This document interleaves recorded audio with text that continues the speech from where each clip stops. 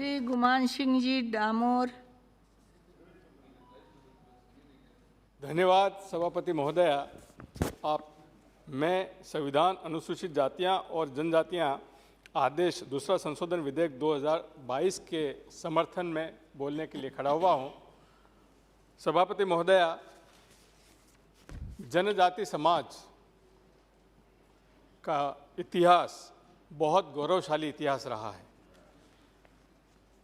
आज हम अगर गोंड जाति, जिसको कभी अनुसूचित जाति में सम्मिलित किया था और आज हम उसको अनुसूचित जनजाति में सम्मिलित कर रहे हैं, मैं आपको बताना चाहता हूं कि इस देश के बड़े भूभाग पर गोंड समाज का साम्राज्य रहा है।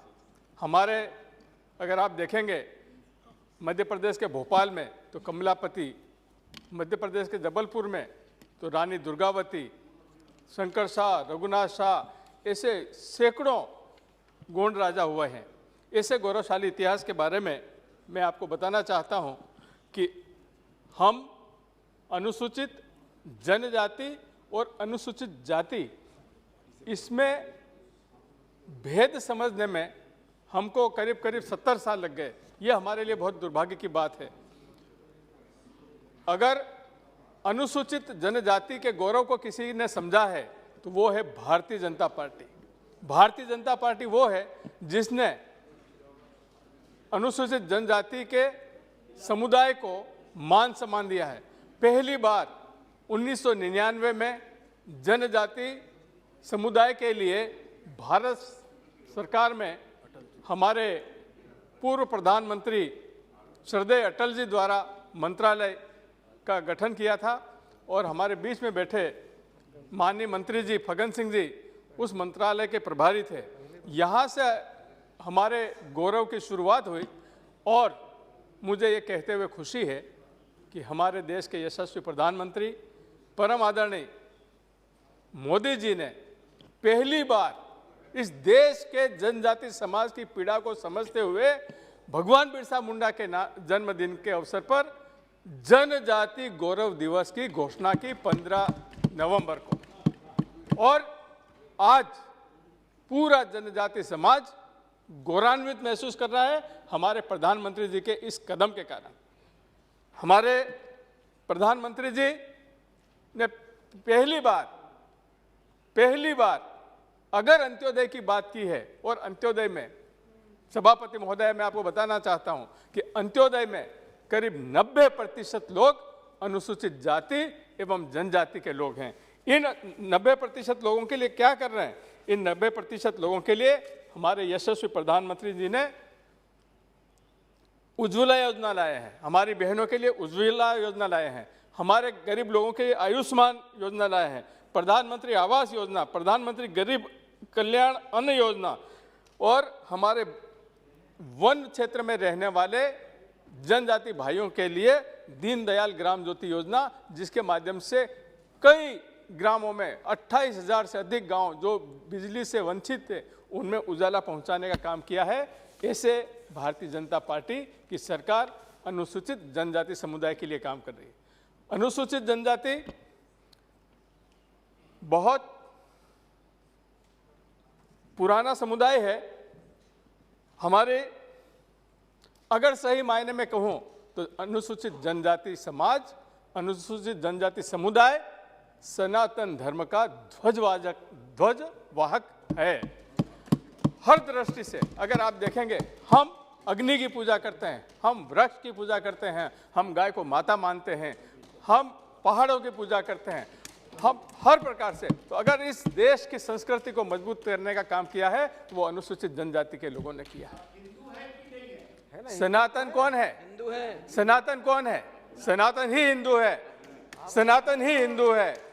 दादा, मैं आपको ये कहना चाहता हूं कि अगर इस देश में कोई गौ माता की पूजा करता है, अगर कोई जल को देवता मानता है, अगर कोई अग्नि की पूजा करता है, तो वो कोई विधर्मी नहीं हो सकता है, वो दूसरा विधर्मी हो ही नहीं सकता है, और वो हिंदू है। और मैं आज, मुझे कहते हुए गौरव है, गर्व महसूस कर रहा हूं कि मैं उस समुदाय से हूं जिसने इस देश की संस्कृति को मजबूत किया है।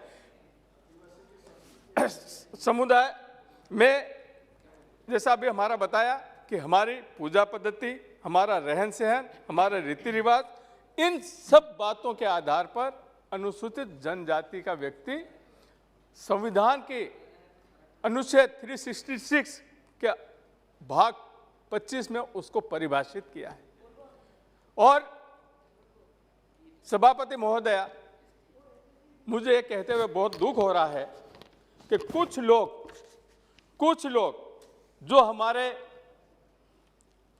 अशिक्षित हैं, गरीब हैं, उनको लोभ, लालच, स्वास्थ्य का लाभ देने की झूठे वादे और ऐसा करके धर्मांतरण करवा रहे हैं। और धर्मांतरण क्या करवा रहे हैं? वो हमारी जनजाति संस्कृति के खिलाफ एक वर्ग को खड़ा कर रहे हैं।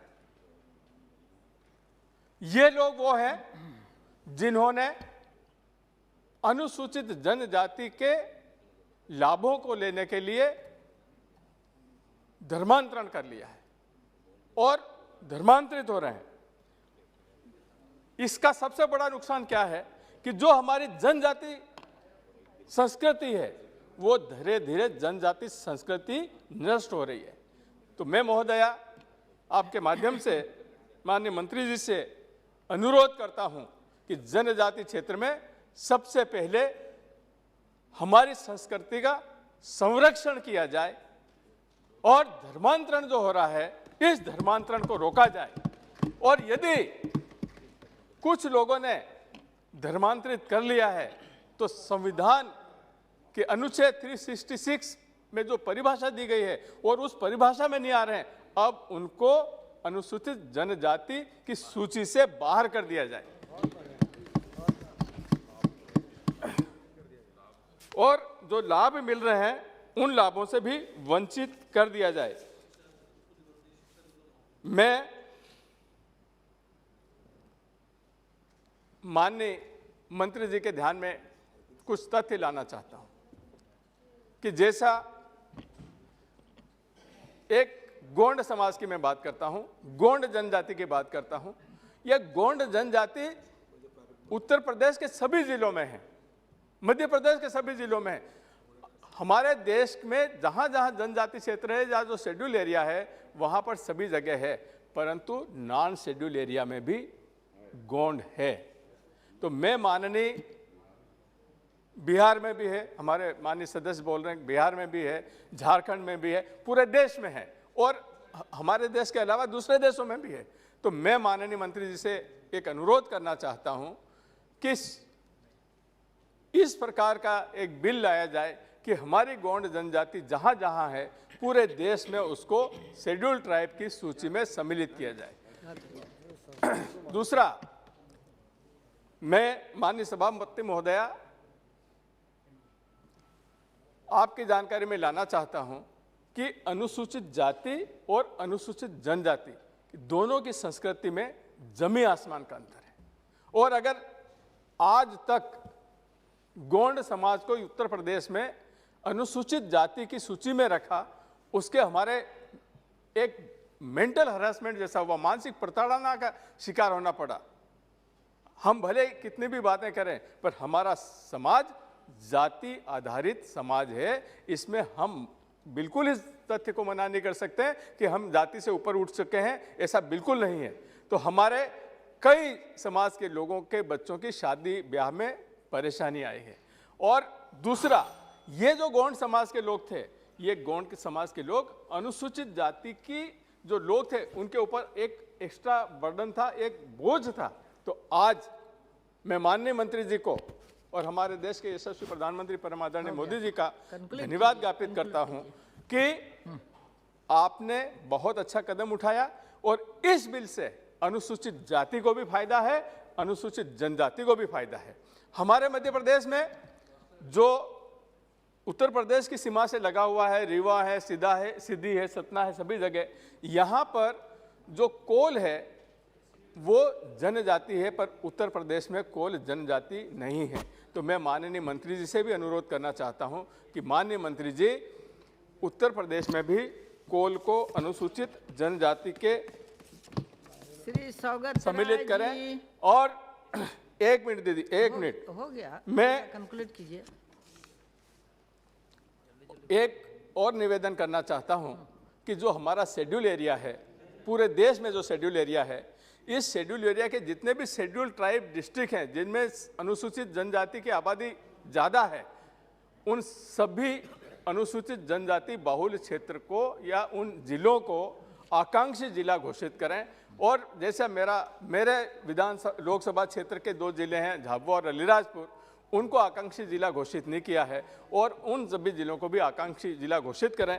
मैं इस बिल का समर्थन करता हूं, और इस बिल के पारित होने से हमारे जो लोग थे, विशेषकर हो गया, आप बैठ जाइए। बस 1 मिनट में दीदी, जो हमारे लोग थे, विशेषकर संत कबीर, कुशीनगर, चंदौली, रविदास में जो गौंड समुदाय अनुसूचित जाति में थे, अब वो जनजाति में आएंगे, और उनके साथ साथ धुरिया, नायक, ओझा, पथारी, राजगौंड समुदाय को भी इसका लाभ मिलेगा। मैं आपको बहुत बहुत धन्यवाद देता हूँ। बहुत अच्छा। नमस्कार।